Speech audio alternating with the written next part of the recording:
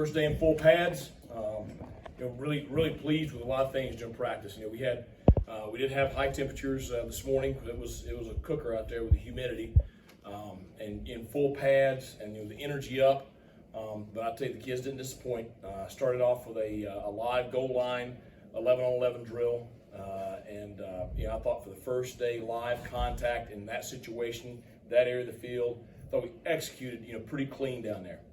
You just worry. First day of contact, a lot of times you see some sloppy stuff, but I thought that was a very clean drill, and good inside run period for the first day, and then I thought they really pushed through and finished practice very strong. Had a good field goal work at the end, and a pretty high energy team period at the end. So good first day in pads.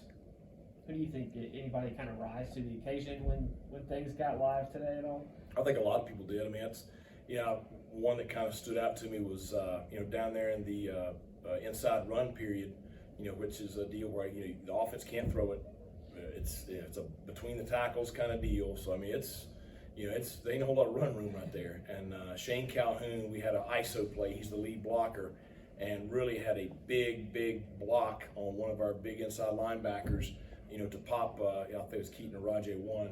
Pop one of those guys free, and that's a block a year ago I don't think Shane could have made, and that's a block a lot of guys, a lot of tight ends can't make because it takes athleticism to be able to go up against a guy that has pretty good athletic ability, and then it takes some physicality against the guys that are the size of our linebackers. So lots of guys like that today that I thought did some good things. I thought Pop McKay showed some of what he has down there in that goal line period. He should have been hit for a loss when the second offense was going against the second defense, and he was able to break the tackle in the backfield and gain positive yardage. Sometimes that doesn't stand out to fans in the stands, but that's a -2 play turns into a +3 play. That's a 5-yard difference, inside the 10-yard line. So, lots of positives.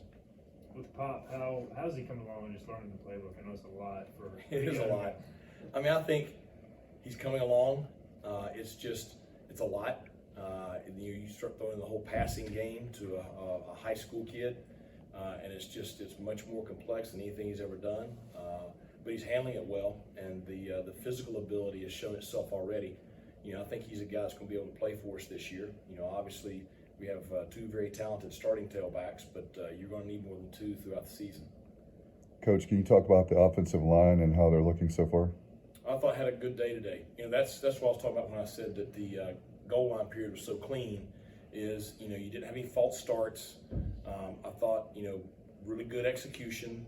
I thought the level of contact was really good at the line of scrimmage, and so I'm pleased with that for the first day. It's sometimes that can be a little sloppy. So I think you're seeing the experience. You're seeing all the hard work that those guys have put in, and certainly that's a group that we knew we had to improve. When we got here in 19 and they have really worked hard to bring that group along to where now I think it's something that can be a strength of our program. Coach, do you change the way your daily operations are for the Heat?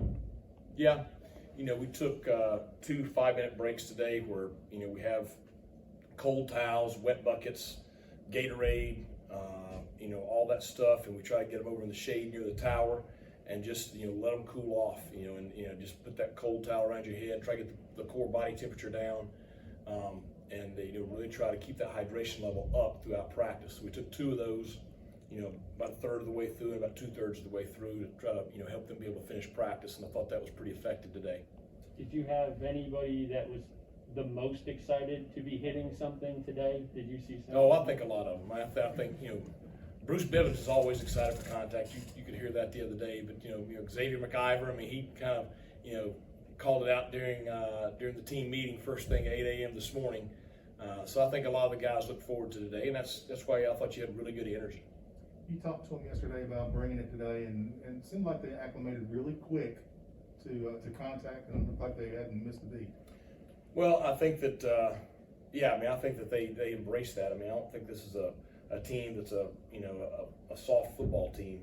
They're a bunch that's going to play physical. Now it's the thing like we talked about. I'll go look at the film on that goal line period. But we've got to be able to play physical and play effectively.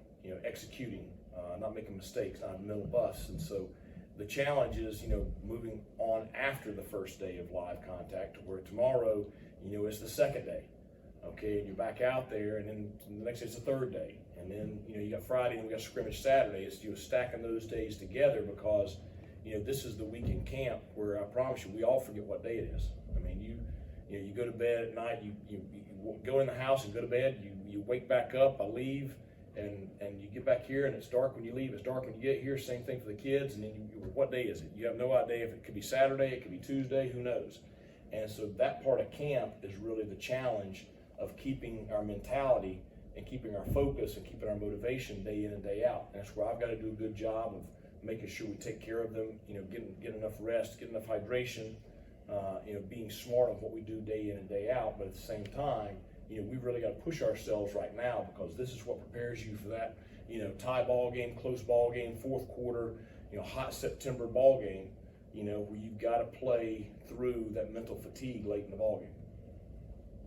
Donnie had said yesterday sometimes that on offense right now that the game plan of just getting into Rajay and Keaton, and he threw in Snead, can kind of be simple and a good thing. I mean, what do you think about that, of having a couple of kind of go-to players that seem to be kind of hitting their peak?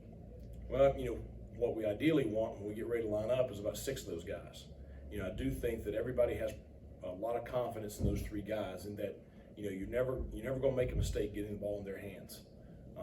Ideally, we want to see CJ come along, Shane Calhoun come along, Audie come along, some of these other receivers come along, to where you don't just have a couple of guys. You have a lot of guys that if you can get the ball in their hand, they're going to make something happen. Josiah Hatfield's the guy that I've really challenged this camp. He's a third-year player. He's not a rookie anymore. He's got experience. He has tremendous ability. He's a guy that we have to be able to count on.